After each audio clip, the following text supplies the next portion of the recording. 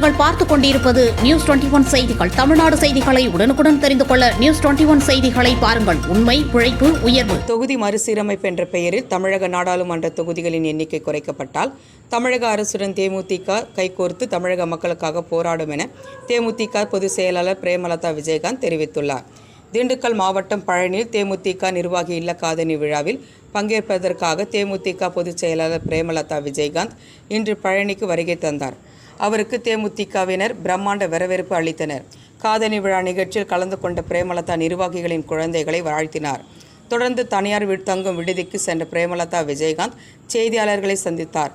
அப்பொழுது அவர் கூறியதாவது: தமிழக அரசு நிதிநிலை அறிக்கை தேமுதிக வரவேற்கிறது என்றும் 2026ஆம் ஆண்டு தேமுதிக தலைவர் கேப்டன் விஜயகாந்த் அவர்களின் தேர்தல் அறிக்கையில் இடம்பெற்ற பல்வேறு அறிவிப்புகளை இந்த ஆண்டு தமிழக அரசு நிதிநிலை அறிக்கையில் இடம்பெற்றுள்ளது என்றும், குறிப்பாக தமிழக விவசாயிகளை பல்வேறு நாடுகளுக்கு அழைத்து சென்று வேளாண் தொழில்நுட்பங்களை அறிந்து அதற்கேற்போல் தமிழகத்தில் விவசாயம் செழிக்க நடவடிக்கை எடுக்கப்படும் என்ற அறிவிப்பு முக்கியமானது என்றும், அதேபோல மெட்ரோ ரயில் கட்டுமானம், வேலைவாய்ப்பு, மகளிர் திட்டம் என நல்ல விதமாக உள்ளது என்றும் பிரேமலதா தெரிவித்தார்.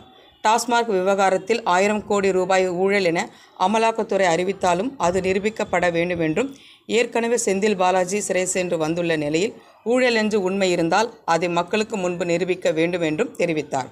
அதேபோல மத்திய அரசின் மும்மொழி கொள்கைக்கு தேமுதிக ஆதரவாக உள்ளது என்றும், தமிழ் மொழி கட்டாயமாக்கப்பட வேண்டும் என்றும், நாடாளுமன்ற தொகுதி வரையறை என்ற பெயரில் தமிழகத்தின் நாடாளுமன்ற தொகுதிகளின் எண்ணிக்கை குறைக்கும் நடவடிக்கையில் மத்திய அரசு ஈடுபட்டால் தமிழக அரசுடன் தேமுதிக கைகோர்த்து தமிழக மக்களுக்காக எதிர்த்து போராடும் என்றும் தெரிவித்தார்.